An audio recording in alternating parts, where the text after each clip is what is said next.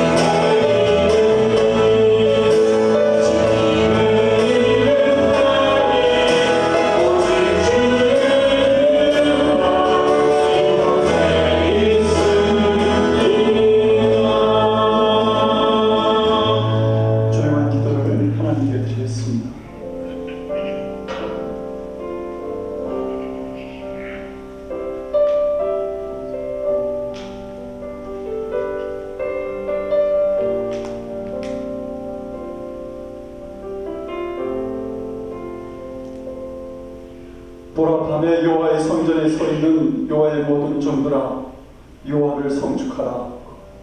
성소를 향하여 너희 손을 들고 여호와를 성축하라. 천지를 지으신 여호와께서 시온에서 내게 복을 주실지어다. 아멘. 사도신경으로 신앙 고백합니다. 전능하사 천지를 만드시니 하나님 아버지를 내가 믿사오며 그의 아들 우리 주 예수 그리스도를 믿사오니 이는 성령을 배하사 동정녀 마리아에게 나시고 본교 빌라도에게 권을 받으사 십자가에 못 박혀 죽으시고 장사한 사흘 만에 죽은 자 가운데서 다시 살아나시며 하늘에 오르사 전능하신 하나님 우편에 앉아 계시다가 저로서 사는 자와 죽은 자를 심판하러 오시리라. 성령을 믿사오며 거룩한 공예와 성도가 서로 교통하는 것과 죄를 사하여 주시는 것과 몸이 살아있는 것과 영원히 사는 것을 믿사옵나이다. 아멘. 그 자리에 앉아주시기 바랍니다.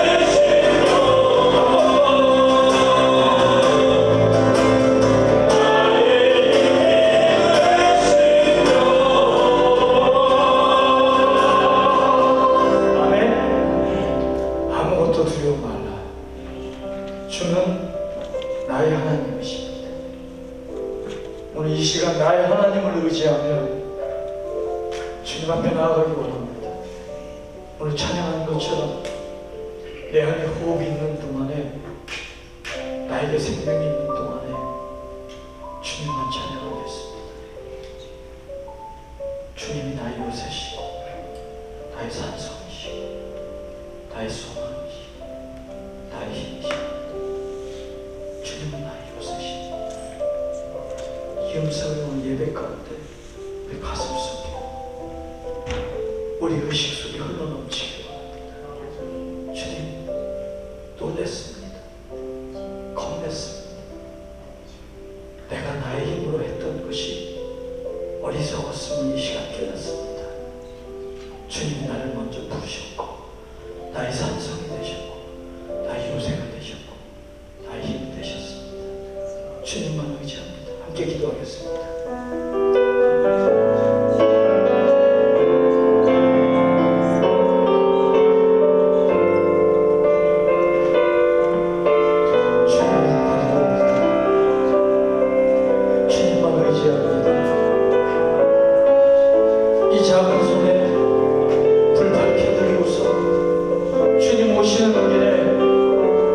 맞이하겠습니다.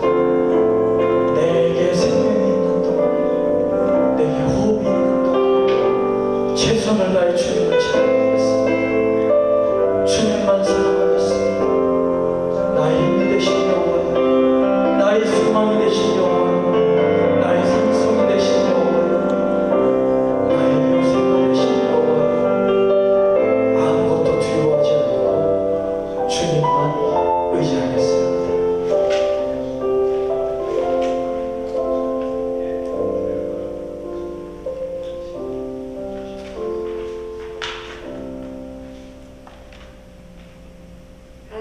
저희들 푸른교 성도님들이 아버지 앞에 나왔습니다. 지난 7년간 저희 교회를 세우시고 인도해 주신 주님, 매주 뜨거운 찬양과 간절한 기도, 그리고 목사님을 통하여 주시는 말씀의 은혜와 매일 올려주시는 말씀으로 행복하게 주 안에서 지내게 하심을 진심으로 감사드립니다.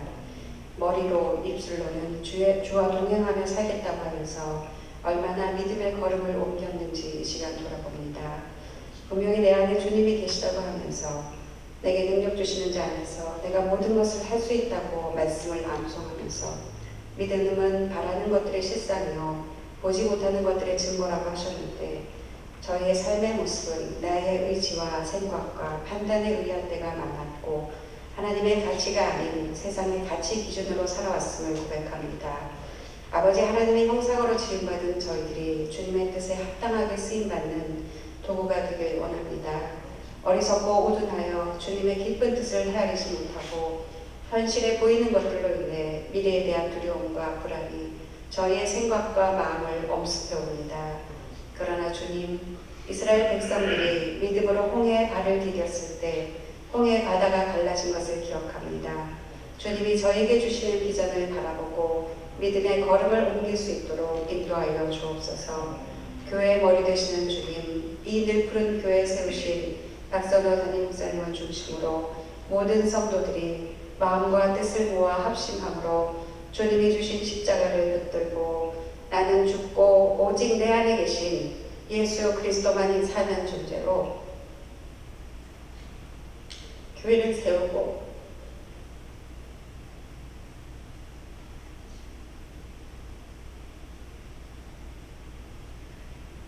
이웃과 나누며 살아계신 주님을 증거하며 살아가는 저희 모두가 되길 원합니다. 오직 예수 그리스도만을 자랑하게 하시고 전능하신 하나님이 나의 아버지됨을 자랑하게 하옵소서. 열악한 상황 속에서 복음을 전하고자 애쓰시는 곳곳의 선교사님들께 기도의 동역자들과 후원자들을 붙여주시어 영육간에 지치지 않도록 힘주시고 전해지는 말씀과 삶으로 보여주는 헌신과 섬김으로 복음의 역사가 나타나게 하옵소서. 오늘 예배를 위해 말씀을 준비하시고 전하시는 목사님께 성령의 능력을 더하게 하시고 담대하게 주님의 말씀을 증거하실 수 있도록 힘주시옵소서. 오늘 예배를 통하여 받은 은혜로 하나님 아버지 자녀임을 간증하는 한 주간의 삶이 되게 하옵소서. 우리의 구원자 되시는 예수님의 이름으로 기도드립니다. 아멘.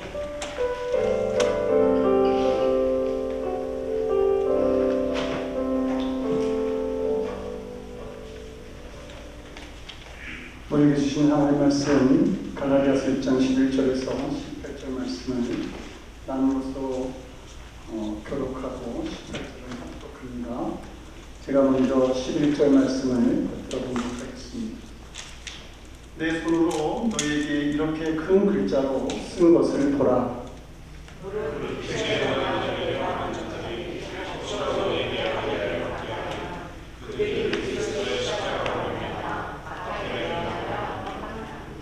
할례를 받은 그들이라도 스스로 율법을 지키지 아니하고 너에게 할례를 받게 하려 하는 것은 그들이 너희의 육체로 자랑하려 함이라.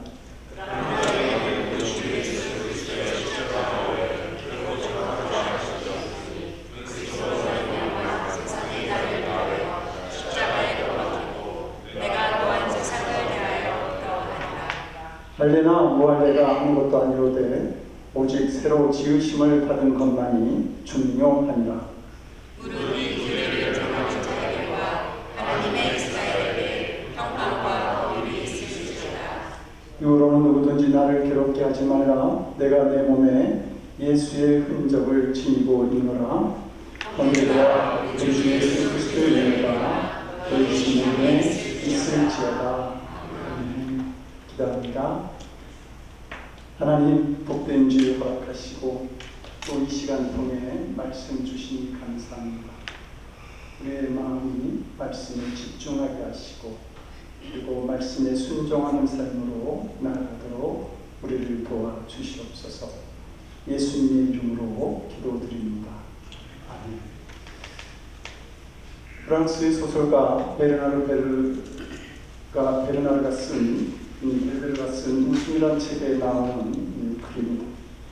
사람의 자랑이 2살 때는 대소변을 가리는 것, 3살 때는 인간하는 것, 12살 때는 친구가 생겼다고 하는 것, 18살 때는 자동차를 운전할 수 있다는 것, 그리고 20살 때는 사랑할 수 있다는 것이고 35살에는 돈이 있다는 것을 자랑거리로 삼는다.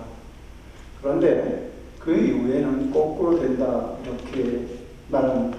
그래서 50살 때는 돈이 많은 게 자랑거리가 되고 60살 때는 사랑을 할 수 있다는 게 자랑거리, 70살, 70 때는 자동차 운전을 할 수 있다는 게 자랑거리고 75살 때는 친구들이 남아있다는 게 자랑거리, 8살 때는 이가 남아있다는 게 자랑거리고 85살이 되면 대소변을 가질 수 있다는 게 자랑거리가 된다 이렇게 말하고 있습니다. 이 글을 읽으면서 사람은 참 자랑하는 맛에 사는 거 아닌가 그런 생각도 해보았습니다. 어려서는 어린 대로 나이 되면 나이 된 대로 또 내가 자랑을 하든 다른 사람이 자랑을 하든 그렇게 자랑하는 맛에 살아가는구나. 그래서 사람들이 살맛이 난다라고 하는 것 그건 자랑거리가 있는 것이 아니겠는가 이런 생각이 드는 것이죠. 그러나 이런 자랑이 참 허탄하다 그런 생각도 듭니다. 왜냐하면 2살짜리가 대소변을 가리고 3살 때 이가 나는 것을 부모들이 대견해하면서 호들갑을 떨지 모르지만 4살, 5살 되면 언제 그랬느냐는 듯이 그냥 다 지나가버리고 자랑하지 않게 되는 것이죠. 그리고 아마 아이들을 다 키워본 사람은 그냥 그런 얘기하면 그냥 웃어 넘길 뿐일 것입니다.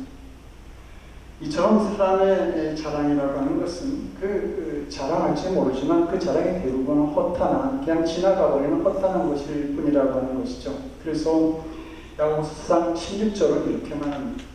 이제도 너희가 허탄한 자랑을 하니 그러한 자랑은 다 악한 것이다. 그러니까 우리가 하는 이 자랑이 다 허탄한 것인데 하나님께서 보실 때 결코 사랑한 것이 아니다. 우리에게 구원을 줄 수 없는 악한 것이다. 이렇게 말씀한 겁니다. 다윗 왕의 셋째 아들 압살롬은 아주 그 용모가 뛰어난 사람이었습니다. 오죽하면 사무엘하 15장 14장 25절은 발바닥부터 정수리까지 흠이 없다. 이렇게 기록합니다. 그의 외모는 온 나라 사람들이 칭찬할 정도였고 그의 머리카락이 한번 휘날리면 그냥 백성들이 주목할 정도로 그렇게 뛰어났었습니다. 해마다 머리카락을 한 번 자르는데 그 머리카락의 무게가 200세겔, 약 2.3kg의 머리카락이 나왔습니다.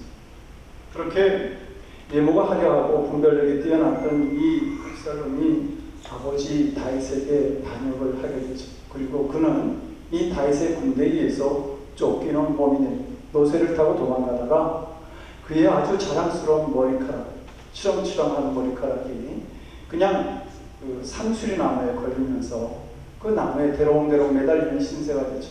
그리고 뒤쫓아온 이 다윗의 군대의 창에 의해서 그는 죽고 맙니다. 압살롬은 자신의 용모, 자신의 머리카락을 자랑하였는데 마치 제끼에 넘어간 것처럼 그렇게 자신이 하던 세상 자랑이 오히려 자신에게 비극으로 다가왔다는 사실입니다. 성도 여러분, 그리스도인이 된 우리들이 자랑해야 될 것은 무엇입니까? 오늘 본문에서 사도 바울은 십자가다, 십자가다 이렇게 말합니다. 오늘 우리가 본문을 깊이 묵상해보면 한 가지 중요한 사실을 발견하게 됩니다. 바로 우리가 예수님을 제대로 알게 되면 자랑거리가 바뀌게 된다는 겁니다. 예수님을 알기 전에는 예수님을 믿고 난 뒤에 그 뒤에는 그 알기 전에 자랑하던 것들이 더 이상 자랑거리가 되지 않게 되는 것이죠. 그리고 예수님을 믿기 전에는 결코 자랑거리가 될 수 없었던 것들이 예수님을 믿고 나면 정말 자랑하고 싶은 것들로 바뀌어지는 것입니다. 열세권의 신약 성서를 기록한 그 바울 서신의 대부분은 바울이 막 이렇게 입으로 불러주면 옆에서 사람이 그것을 그대로 대필해서 그 끝에 바울이 자신을 서명함으로써 자신이 쓴 그림을 서신임을 확인했습니다. 그런데 우리가 오늘 본문을 시작하는 11절을 보니까 바울이 내 손으로 너에게 이렇게 큰 글자로 쓴 것을 보라 이렇게 말합니다. 그러니까 다른 서신과는 다르게 바울이 직접 이 서신을 썼다는 말입니다. 바울이 쓴 부분이 갈라디아서 전체를 말하는 것인지 아니면 우리가 봉독한 11절 이후에 마지막까지의 말씀만을 말하는 것인지 우리가 알 수는 없지만 분명한 것은 이 봉독한 본문만큼은 바울이 무척 강조하고 있다라는 말씀입니다. 그리고 큰 글자를 썼다라고 하는 말에 일부 성사학자들은 이때 바울이 아마 안질이 걸려서 글자를 크게 쓰지 않았겠나 이런 추측도 하지만 큰 글자를 쓴 그 목적이 무엇인지 간에 중요한 점은 편지를 읽는 사람들이 특별히 좀 주의를 기울여서 이 부분을 읽기를 바라는 그런 마음이 바울에게 있었던 겁니다. 그런데 특별히 주의를 기울이고 특별한 관심을 가지고 읽어야 될 본문의 내용이 뭐냐? 십자가를 자랑하는 삶입니다. 성도는 십자가를 자랑하는 사람들이라고 바울은 지금 말하고 있는 것입니다. 본문 14절, 바울은 본문 14절에서 이렇게 말씀하죠. 그러나 내게는 우리 주 예수 그리스도의 십자가 외에는 결코 자랑할 것이 없습니다. 사도 바울은 예수 그리스도의 십자가 외에는 내게 자랑할 것이 없다. 사실 이 사도 바울이 다메섹으로 가는 도중에 부활하신 예수님을 만나게 되는데 그 예수님을 만나기 전에는 세상적으로 자랑할 것이 엄청 많았던 사람입니다. 신분으로는 난지 8일 만에 할례를 받고 이스라엘 족속이요 베냐민 지파에 속하는 히브리인 중에 히브리인이었습니다. 율법으로는 바리새인의 열심을 가지고 교회를 핍박할 정도로 당시에 손꼽히는 정통 유대인임을 자랑했습니다. 학벌로는 당시 최고의 학벌인 스승 가말리엘 문화에서 사사를 받을 정도로 뛰어난 스펙을 가지고 있었고 율법의 의로는 흠이 없다고 자랑할 정도로 남다른 삶을 살아갔던 사람이 바울이었습니다. 그런데 그래서 이 바울이 빌립보 3장 4절에서 이렇게 말하죠. 나도 육체를 신뢰할 만한데 만일 누구든지 다른 이가 육체를 신뢰할 만한 것이 있는 줄로 생각하느냐? 그러면 나는 더욱 그러하다. 그러니까 누구든지 내 육체가 괜찮아, 내 이력이 괜찮고 스펙이 자랑할 만해. 그러면 바울은 거기에 가서 나는 더욱 그래, 너보다 더 뛰어나, 내가 가진 것이 더 많고 내가 살아온 삶의 경력이 더 좋아, 이렇게 자랑할 수 있는 사람이라는 뜻이죠. 그런 바울이 빌립보서 3장 8절에서 이렇게 고백합니다. 내가 그를 위하여, 즉 예수 그리스도를 위하여 모든 것을 잃어버리고 배설물로 여겼다. 그러니까 바울은 예수님을 믿기 전에는 자신의 자랑거리를 삼던 그 모든 것을 배설물처럼, 냄새 나는 것처럼 여기게 됐다는 말씀입니다. 오히려 이 세상적인 자랑거리가 굉장히 보리고 싶은 그런 것처럼 여겨지게 되었다고 하는 것이죠. 바울이 예수님을 만나고 나니까 그의 삶이, 그의 마음이 이렇게 달라진 것입니다. 바뀌어진 것입니다. 그러면서 과거에는 생각하지도 못했던 것들을 자랑하고 싶은 마음이 들었고, 그 무엇과도 비교할 수 없는 새로운 자랑거리, 최고의 자랑거리가 내게 생겼어, 이렇게 지금 바울은 말하고 있는 것이죠. 그것이 바로 십자가였습니다. 바울은 왜 이 십자가를 자랑하게 되었을까요? 그 십자가가 바로 예수 그리스도께서 지신 십자가였기 때문입니다. 우리가 아는 대로 십자가는 로마 시대의 사형 형틀입니다.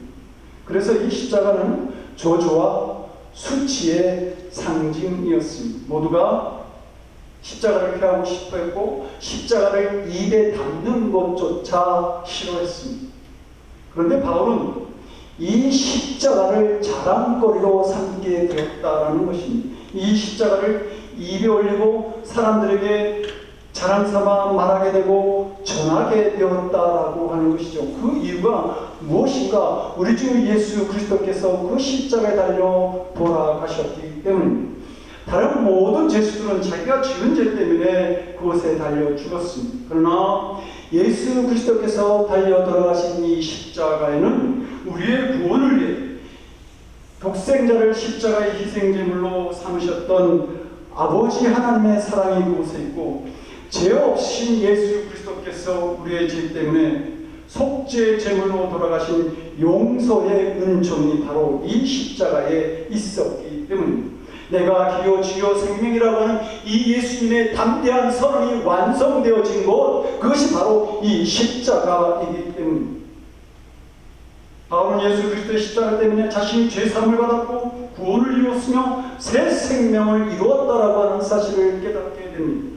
이 예수 그리스도의 십자가 때문에 하나님의 자녀가 되었고 사명을 받아서 이제 완전히 새로운 삶을 자기가 살게 되었다라고 하는 사실을 알게 되었던 것이죠. 그래서 바울은 이 예수 그리스도의 십자가가 없는 삶은 결코 상상하고 싶지 않았습니다. 그런 예수님의 십자가를 자랑하지 않을 수 없게 되었던 것이죠. 아니, 자신이 할 수 있는 자랑은 오직 하나, 예수 그리스도의 십자가, 그거 하나라고 담대하게 고백하고 있는 것입니다. 그러면서 사도 바울은 살아갈수록 점점 더 예수 그리스도의 십자가만을 자랑하고, 예수 그리스도의 복음을 깨달아 알게 된 것만 자랑하고, 예수 그리스도의 십자가만을 자랑하는 하나님의 사람, 예수 그리스도의 사람, 성령의 사람으로 변화되어져 갔던 것입니다. 성도 여러분, 예수 그리스도에 대한 믿음을 고백한다라고 하는 여러분들의 믿음은 어떻습니까? 우리는 예수 그리스도의 십자가를 머리로는 잘 알고 있지만 마음으로는 신실된 고백이 없는, 소중하게 여기지 못하는 삶을 살아가고 있지는 않습니까? 말로는 예수님이 나를 위해 죽으셨어, 이렇게 고백은 하는데 심령으로는 뜨겁게 동의하지 못하고 있지는 않은지, 그래서 우리는 예수 그리스도의 십자가를 자랑하지 못하는 삶을 살아가고 있지는 않은지 모르겠습니다. 독일의 스탠버그라고 하는 화가가 교회 부탁을 받고 십자가에 달린 예수를 그리고 있었습니다. 그런데 얼마 안 가서 중단합니다.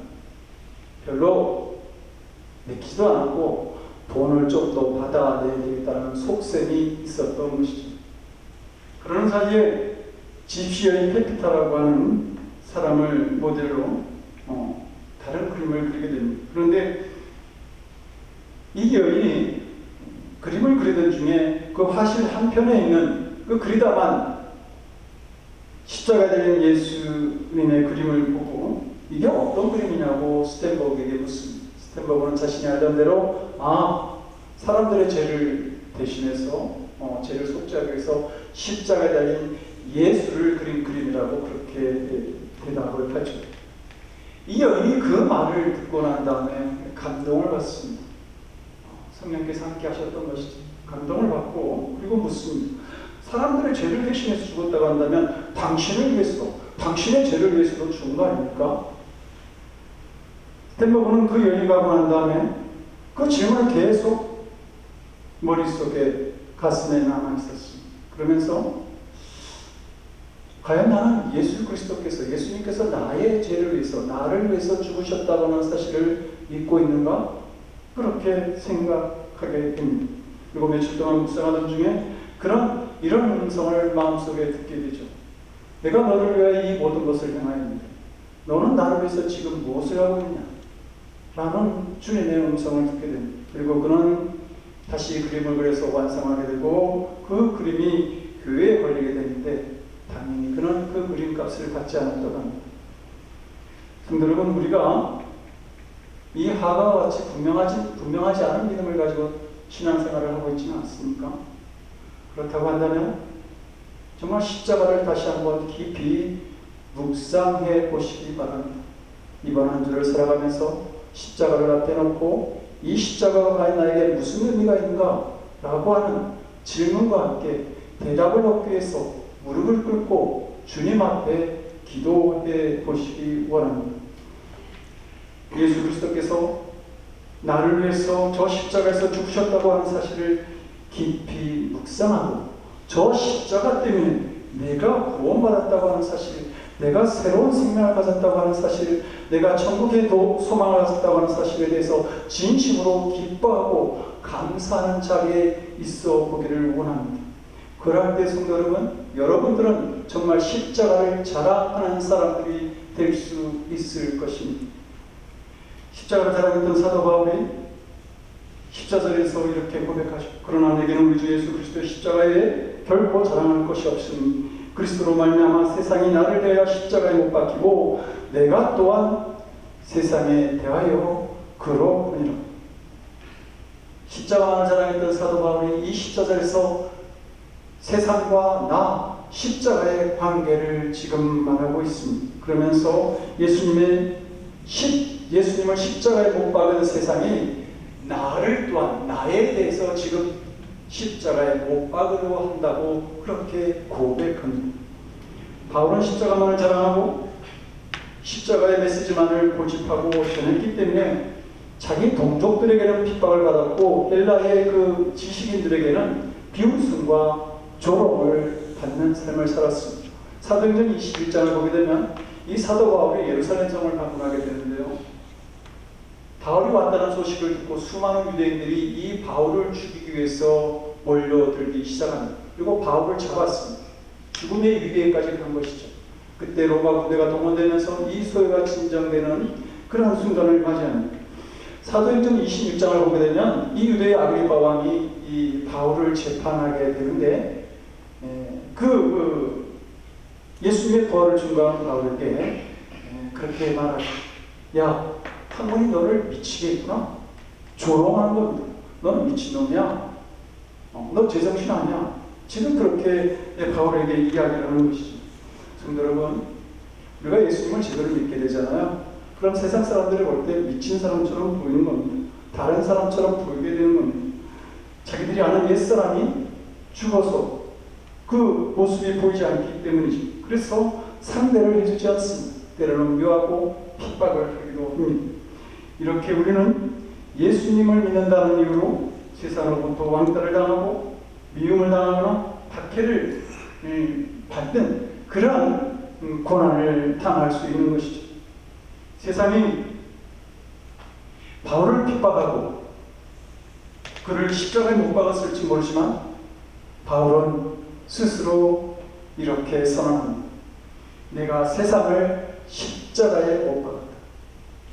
세상에 달콤한 욕, 자랑들을 바울은 내가 못 받았다, 내 앞에서 그런 것들이 사라지게 만들었다고 지금 말하고 있는 것입니다. 세상의 자랑이 살아서 자신에게 더 이상 영향을 미치지 못하도록 세상을 자신의 삶에서 완전히 죽여버렸다, 사라지게 만들었다, 그렇게 지금 말하고 있는 겁니다. 여러분, 마찬가지로 우리도 이 세상에 대해서 짝사랑하거나 연민을 가지거나 이 세상 앞에 무기력하게 살 것이 아니라 담대히 이제는 내가 이 세상의 자랑을 십자가에 못 박았어 라고 말할 수 있어야 합니다. 세상이 나에게 어떤 영향도 미칠 수 없는 세상에 대하여 십자가에 못 박는 나의 삶의 고백이 살아가는 걸음걸음마다 이루어져야 한다라고 하는 것입니다. 주기철 목사님은 이렇게 설교합니다. 그리스도의 사람은 살아도 그리스도답게 살고 죽어도 그리스도인답게 죽어야 합니다. 죽음이 무서워 예수를 저버리지 마십시오.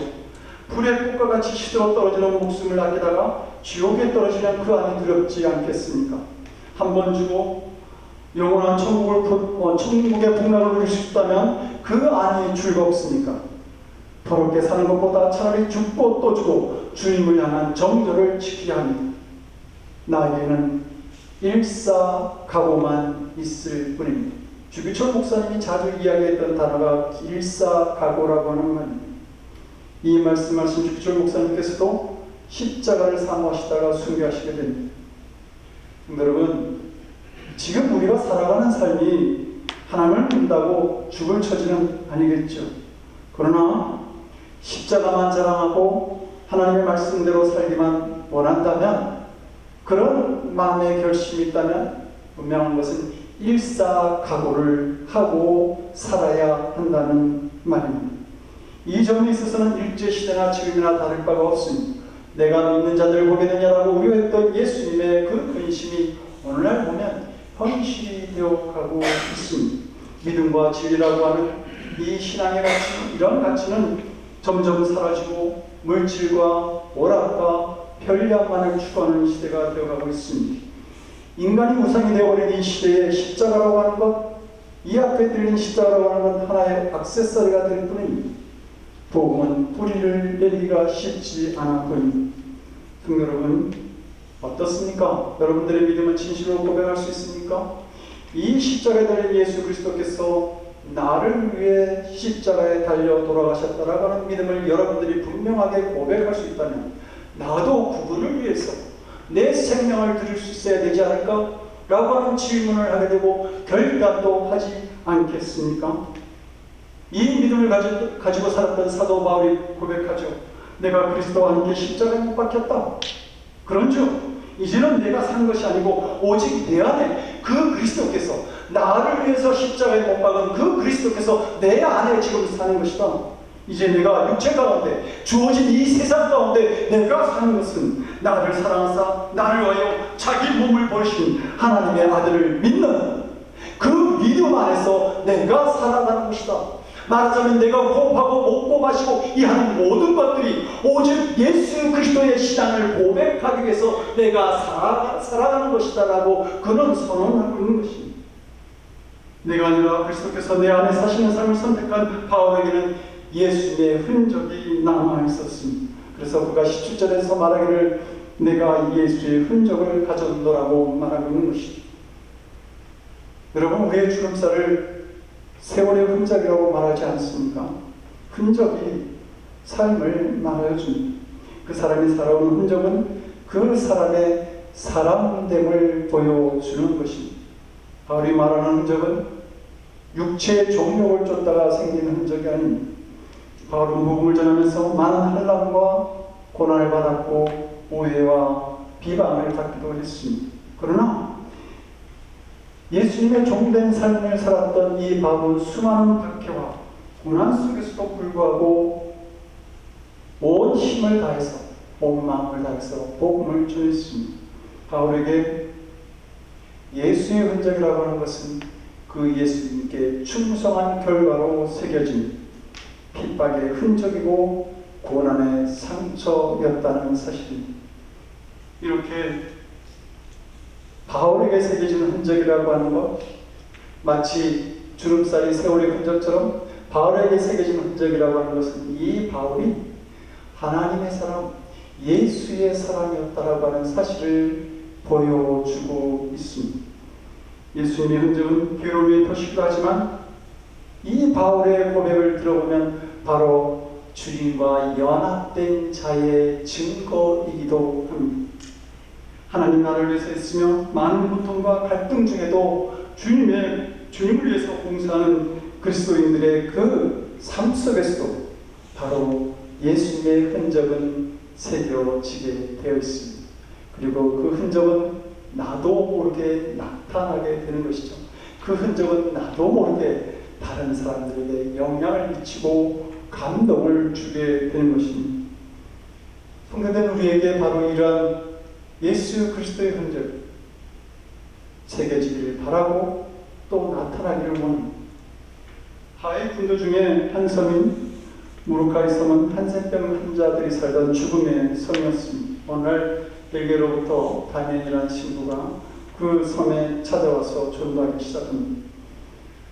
그가 온몸이 썩어져 문드러져가는 한센병자들 앞에서 복음을 증거하게 될 때에 한센병자들이 비웃으면서 말하죠. 야, 너는 건강한 몸이니까 믿음을 가질 수 있다고 그렇게 말할 수 있어. 그런데 우리처럼 죽을 처지가 되면, 이 고통 중에 살게 되면 너 그렇게 말하지 못할걸?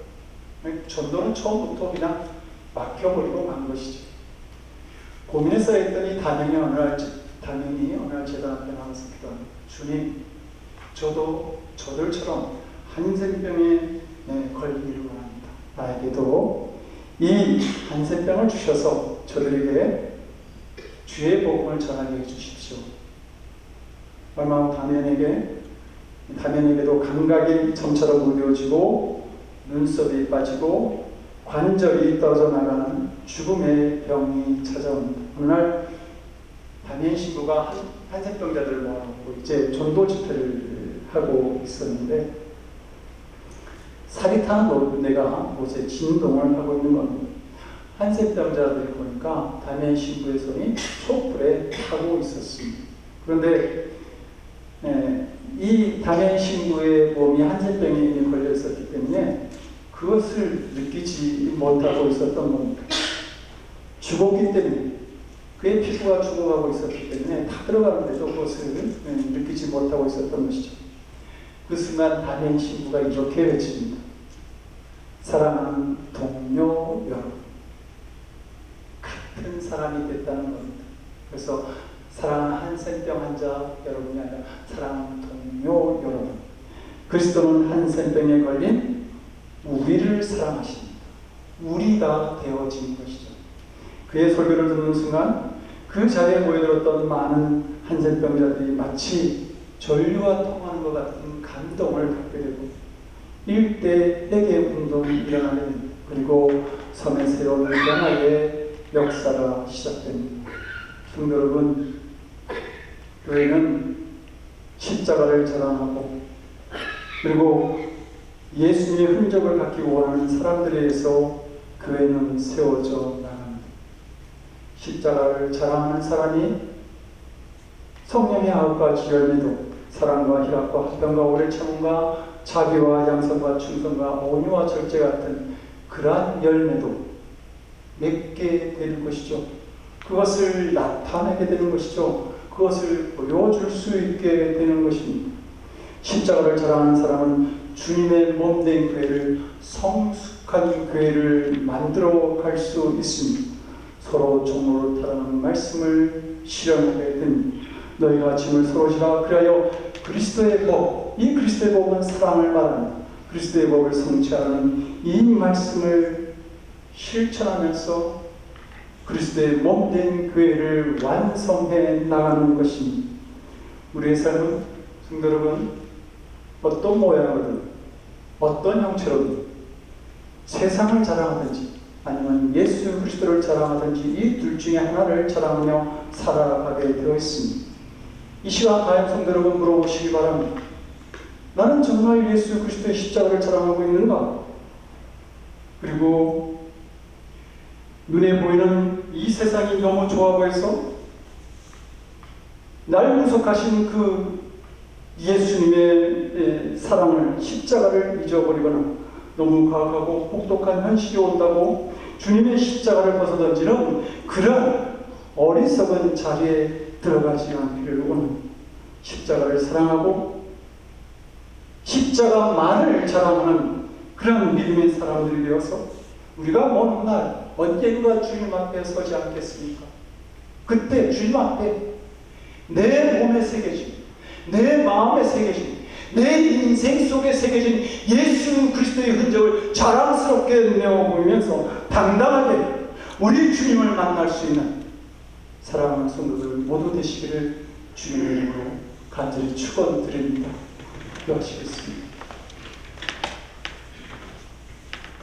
십자가에서 우리를 향한 사랑을 확증하시고 구원을 이루신 우리 주님, 우리가 그 십자가를 사랑하고 그 십자가만을 자랑하는 삶을 살아가기를 원합니다.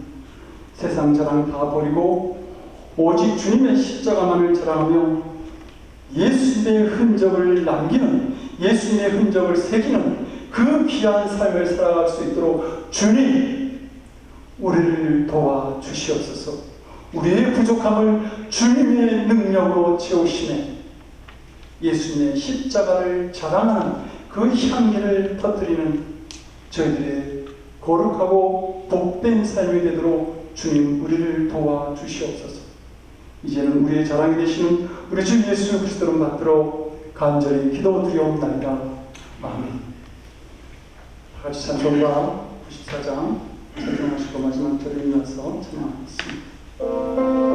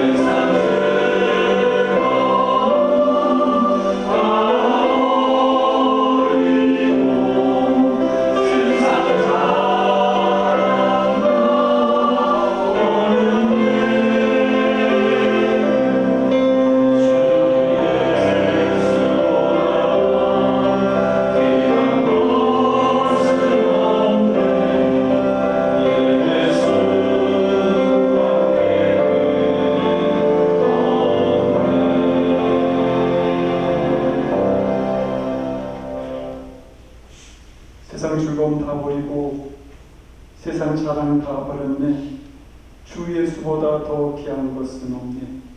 예수 밖에는 없네. 하나님, 이 귀한 믿음을 고백하면서 이 땅을 살아갔던 하나님의 자녀들이 주님의 전에 보였습니다. 귀한 예물 드렸습니다.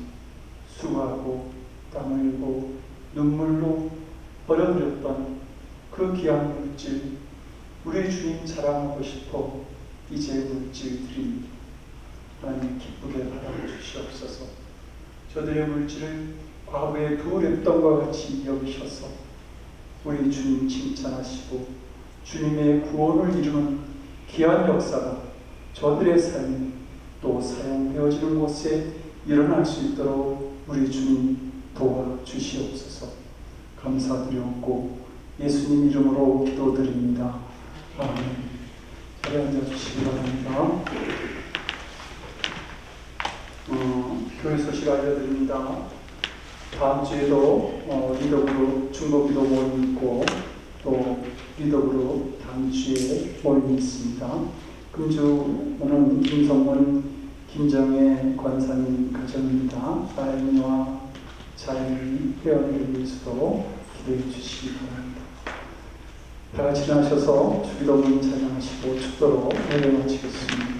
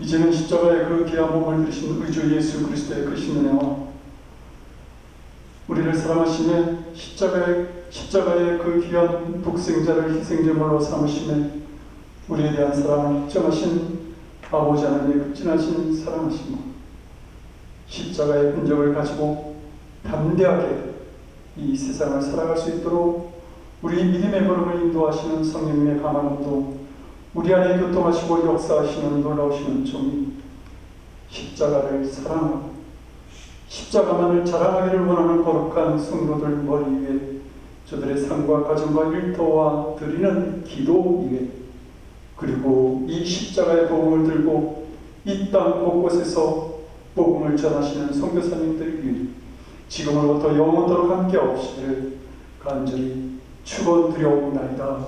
아멘.